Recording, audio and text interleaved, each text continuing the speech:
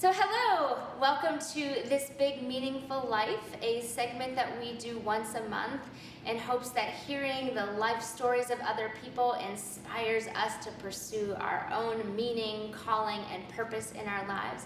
I have with me today Laurie Graf from Center Stage in Quincy, Massachusetts.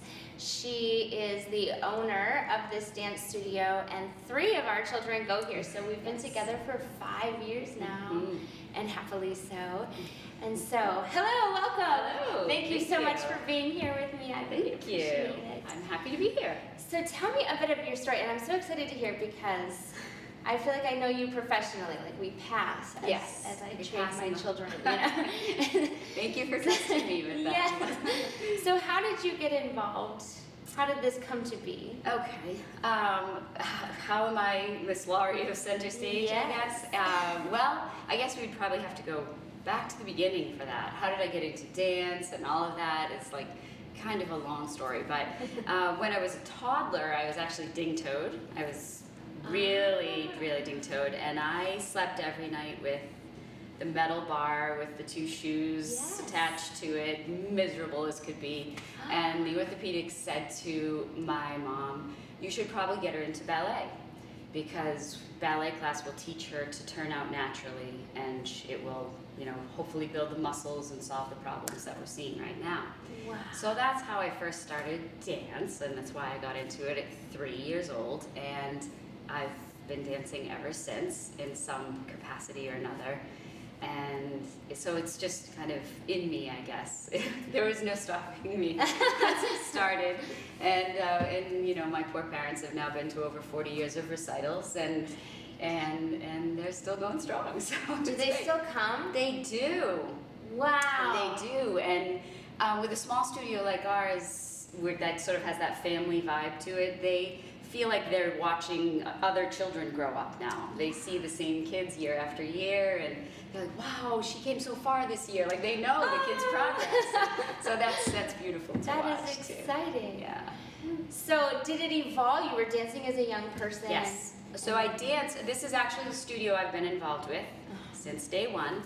And I grew up, and I went to college somewhat locally. I was at Stonehill College in Easton, and in graduate school right in Cambridge. So I was always close by, and so I always, once I hit college, I started teaching for the studio, and then it all evolved all through children and everything like that. I was still teaching, and then when my teacher decided to retire, she asked if I wanted to. She did! Oh my goodness! So I took a leap of faith and bought the business. It was kind of a crazy year for our family. My husband, after 22 years in the corporate world, was laid off, and then a few months later, this came to be, and he said, well, maybe things happen for a reason. Maybe this is your time.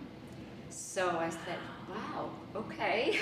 So I sort of always remember that conversation with Paul saying, that's sort of what gave me the courage to say, okay, maybe it is my time. So Here you go. Oh my gosh, I remember, so you weren't always at this location, right? Right. It was somewhere else. We were at a storefront down in another part of Quincy, next to McKay's Diner.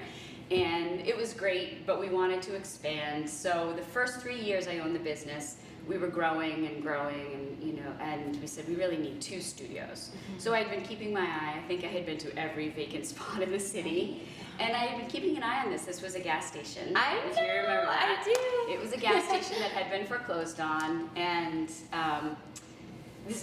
my parents, who I talk about a lot, they are my biggest cheerleaders. So I wouldn't be here without their love and support. But I was away on vacation, and I called my parents and I said, I think that gas station is going up for auction today. Will you guys just see what's happening down there? And my dad called, and he said, Laurie, there are so many people here. They all want a gas station. They all want a convenience store. And I was kind of heartbroken, but I said, okay, it wasn't meant to be. He said, well, I'm going to get a better number anyways. And I said, okay. And 15 minutes later, he called and said, you own a gas station. No! He did. Oh my gosh! You did. 15 And I minutes went, later. yes, it was done. That was it. And by the time I came back from vacation, my father had an architect draw up plans, and won't this be great? So I really wouldn't be here without their support. That is remarkable. Yeah, I watched it. I watched all of the remodeling happening. We would drive by for some reason. I don't know. Yeah. We were going somewhere. Right, main road. And then I stopped in. It was, we thought, oh, we'll let our daughter try like a summer, like a week-long deal. And you were at the desk. Oh, So, that was it. do you remember? Can you? I can't. Like your dog was here even. And Yes, yeah, Maddie often comes to visit. Yeah. She's a little too friendly, but she doesn't like when I leave the desk and she can't see me. So then I learned that the hard way. I would try to teach a class and have her behind the desk and she would bark. Oh, sure. So, she stopped coming to the studio. Yes. She's no longer the studio dog I was hoping for, I but understand. she's fun. She's fun. So yes, it was quite a process. It was a whole year. And it was really, when you're buying something at a real estate auction, particularly a gas station, you're kind of just hoping for the best environmentally. Yes. And we just, the stars aligned for us. And we're so happy. The neighborhood is awesome. We have so many wonderful families from the area and beyond. I mean, kids travel to us too from kind of far. Yes, yeah, because we moved to Weymouth then, but then I found out there were people even farther south. That's Yes, so we have Raynham and Bridgewater and Hanover, Boston. Yeah. Wow. Right, but primarily Milton, Braintree, Quincy, few Weymouth. So, Yeah. So it's nice.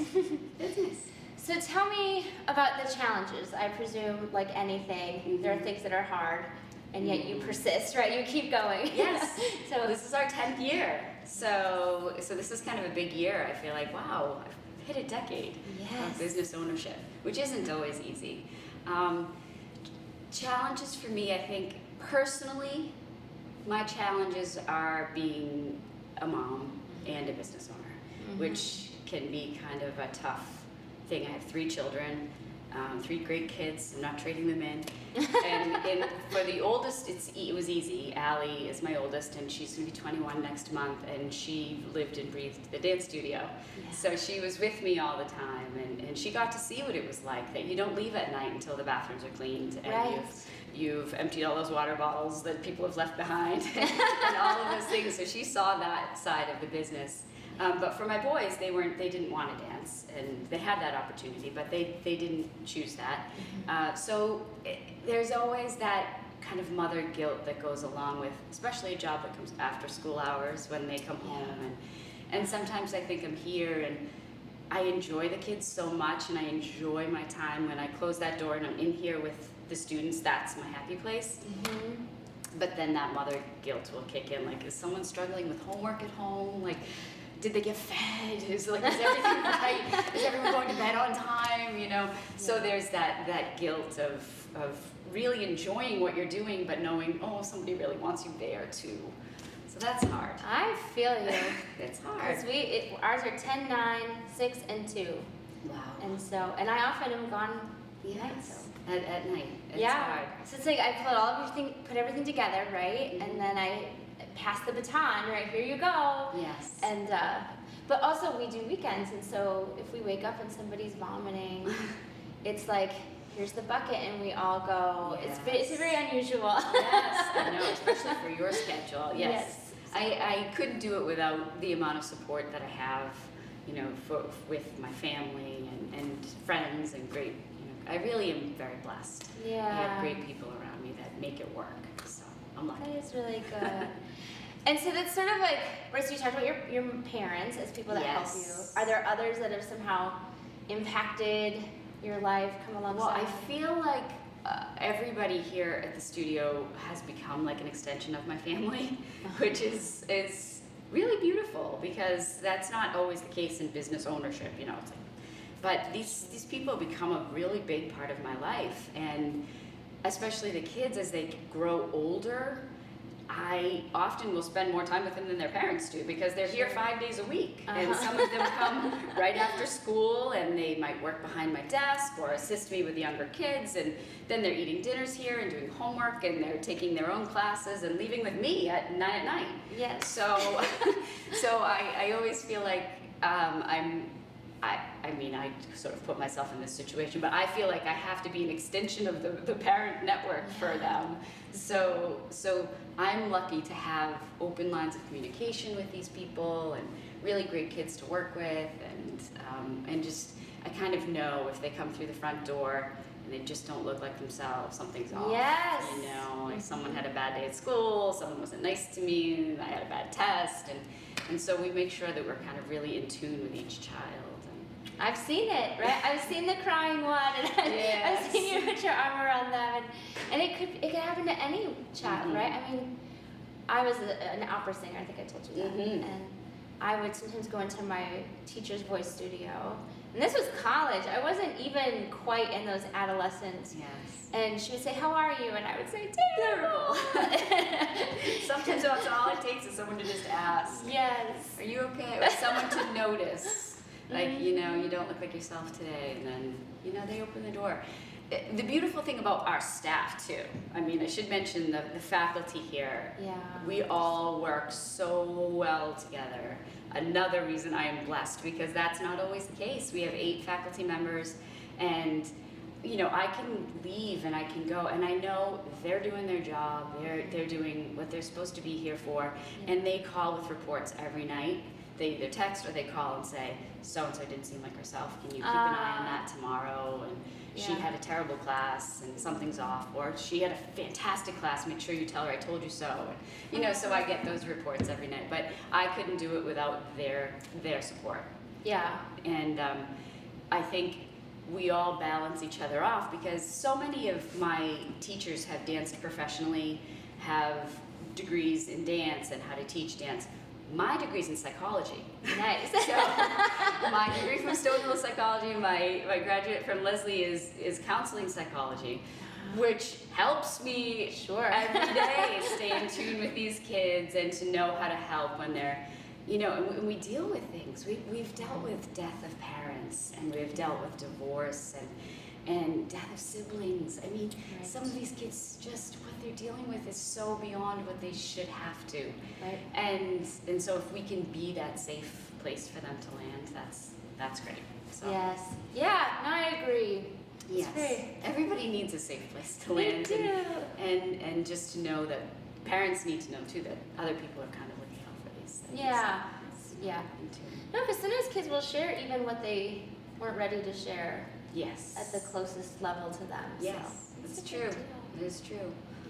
Yeah. Yes, they're great. And sometimes, you know, we have teenagers that work behind the desk who they keep me young, and they're also, you know, they teach me all the technology and all of the stuff that I am too old to know now. But sometimes I'll have a parent come in and they say, I love to just sit in the waiting room and listen to your teenagers because they're hilarious. And they talk about anything, and they're obviously so comfortable in their own skin. And that's what we're doing, is trying to build competent, confident young men and women, because we do have a lot of guys here now. You know, Yes. dancing. We have at least a dozen and dancing with us, so we can't exclude them in that mix. We're trying to grow these confident little beings that can leave and go out in the world and feel good about who they are and happy in their own skin. Doesn't matter. You know, we always say you can be short and tall or wide or small. It doesn't matter. We're not that studio that It's you have true. to fit into that Yeah. stereotype. It's like every single, and Yes. everybody's getting the same shot, Yes. and Yes. Everybody has their assets, and we're going to try to find a way to help you understand what yours are. And the other beautiful thing is we've had so many years in a row now where every graduate goes on and does some sort of dance in college. yes. We have kids that are majoring in it, kids that are minoring in it, and kids that just do it as a stress reliever. They join the club, or, you know, they might try out for some sort of team, like the hip hop team or this team or that team, but they're keeping it in their lives. So that tells me that it's doing something for them more than, you know, just exercise or just being part of a team. Like they're craving it for something. It's Yeah. helping with their stress or whatever. No, it's totally an outlet, right? Yes. That's the arts. That's the art. It gives us is. It expression is. for the things we're feeling. Yes, and I'll be the first to argue with anyone that tells me my dancers aren't also athletes. Oh, They are absolute. They are No, it's artists. true. They are athletes, and that's what makes them dancers. They're both. Oh, yes. My children come out sweating. But Yes. it happened one day. We were getting glasses for our 9-year-old son, and they put these little silicone things on so they would stand. I said, oh, that's great, because when he's dancing, then they won't fly off his face. And the person said, oh yeah, my son does sports. And I was like, I'm just gonna leave it. I'm gonna leave it because we don't even know each other. Yes. Yeah, it would be nicer than I would have been, maybe. Yes. Yes. Like, he's doing sports. Yes. This is absolutely a sport. Yeah. And an art, and the musicality, and everything that they get, they benefit from. And Yeah. and it I feel like it is for everybody. And we have some kids with some special issues that we find different ways to work with them, and that's beautiful because it's a nice experience for the families to know that they're safe and they're in a place that we're going to make it work, and then it's nice for the other kids to actually learn this kind of. We're modeling tolerant behavior, Yes. and they're learning that, and hopefully these are skills they'll take elsewhere. Yep. Hopefully. Yep. No, it's true. And pointed toes and nice straight legs Right. and beautiful smiles and all of that stuff. Yes. My children have flexibility I don't understand. Yes, Josette, she really does. She really No, does. it's fine. Yes, she can bend that back and put her feet in places that I've never been able. Like, I ended up doing the splits on accident. Like, I slipped. Like, I was practicing, but I was in flip flops and I slipped, and that's how the splits became my reality. Oh boy. But that was years ago. I wouldn't even. Like now, Yes. I'm all set. Yeah. It takes a little longer to recuperate on my age.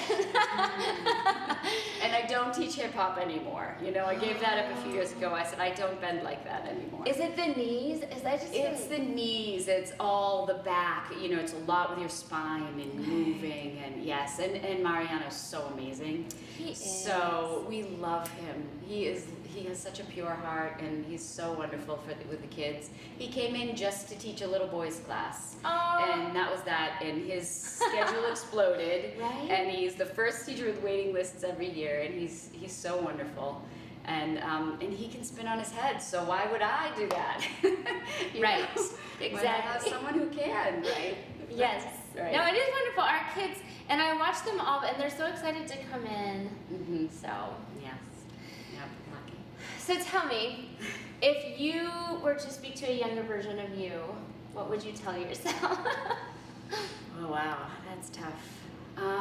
I think I would probably say, don't be so hard on yourself, and realize that you can't always be perfect, and you can't always make 100% of the people around you happy. Yeah. And that's a really So hard lesson for me. I want everyone happy all the time.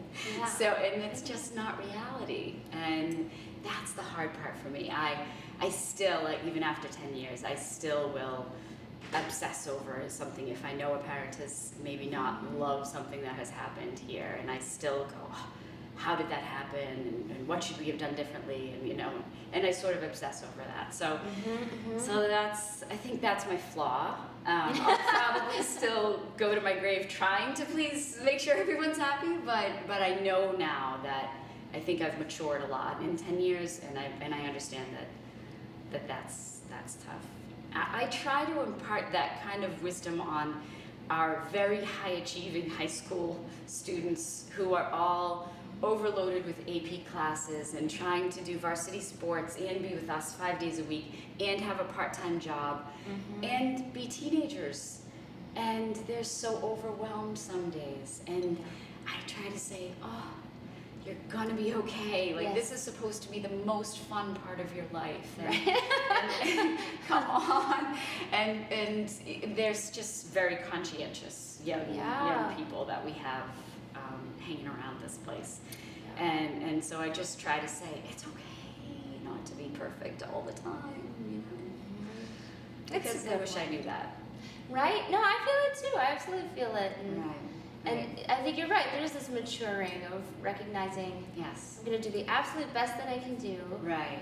And sometimes things will still go wrong. Right. And Sometimes I have to be just, okay, proud of what I've accomplished instead of obsessing. I mean, a week ago I sent out a schedule that I stared at for a long time, and then I had a couple of kids look at it for me and say, can you check this dress rehearsal schedule and make sure I didn't miss any classes?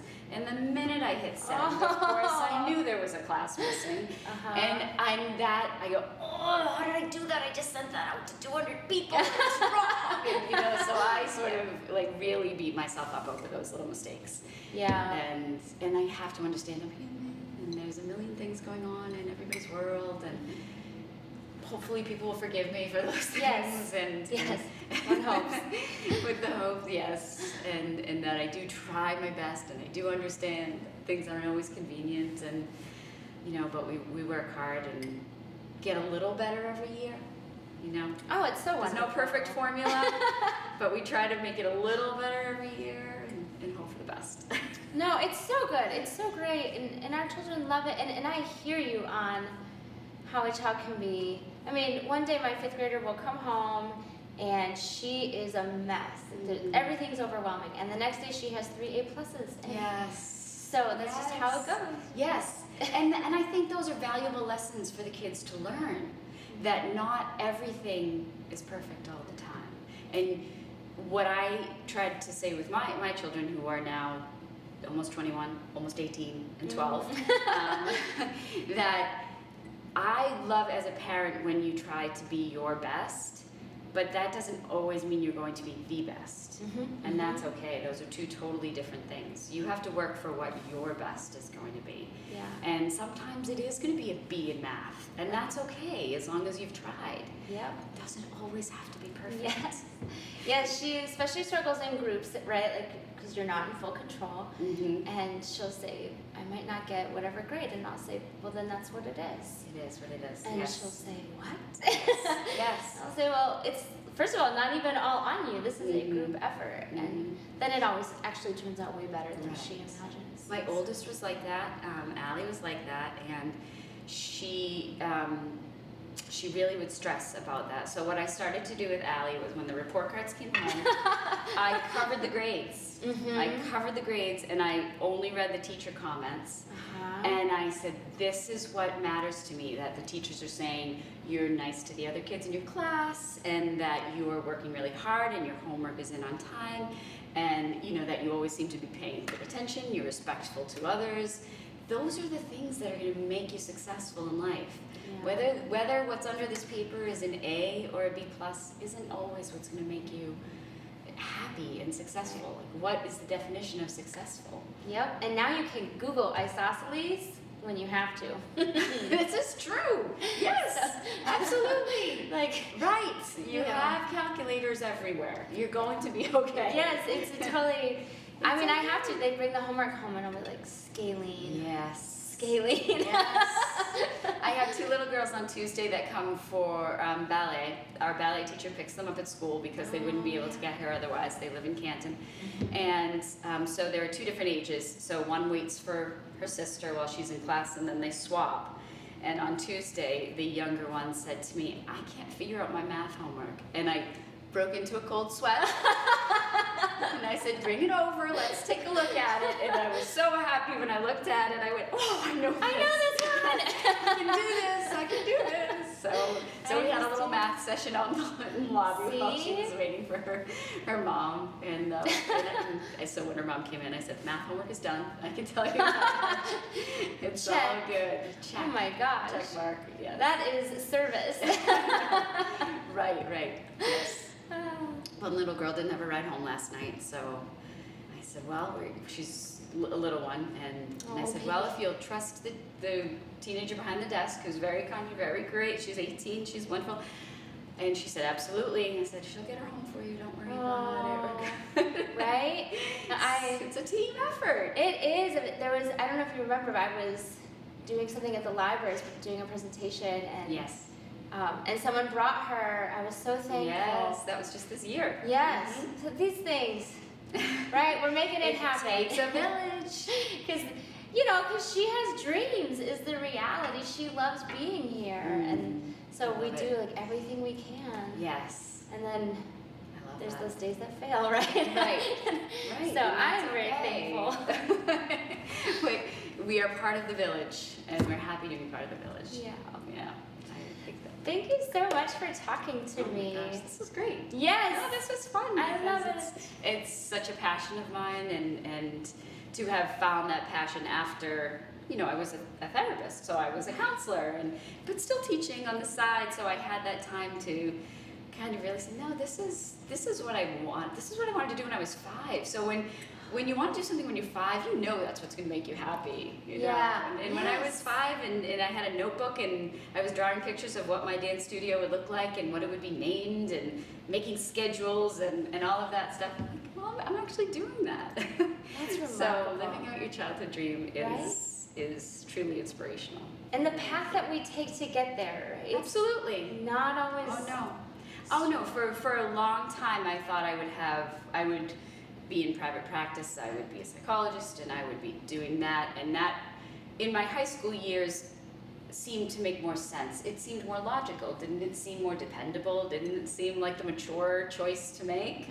And that's what I thought. So that's sort of the path that I went, and I got to work in some great places. I counseled at the jail. I counseled inmates for 2 years. I worked at the early intervention program in the area. And then I went and worked at Woodward, which is my alma mater, where I went to school, and I was the school counselor and taught psychology and women's studies there. And so that seemed like more logical. But then when you get to live your dream, why not? Right? I mean, this is just a Why remarkable not? experience. It's not work. It's not work when you're doing something like that.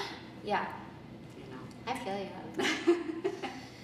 So thank you again. Thank you for having me. And hopefully this is inspiring to you as the listener. If you live near here, I will have links to the studio, their website, their Facebook, their Instagram. Is there anything else?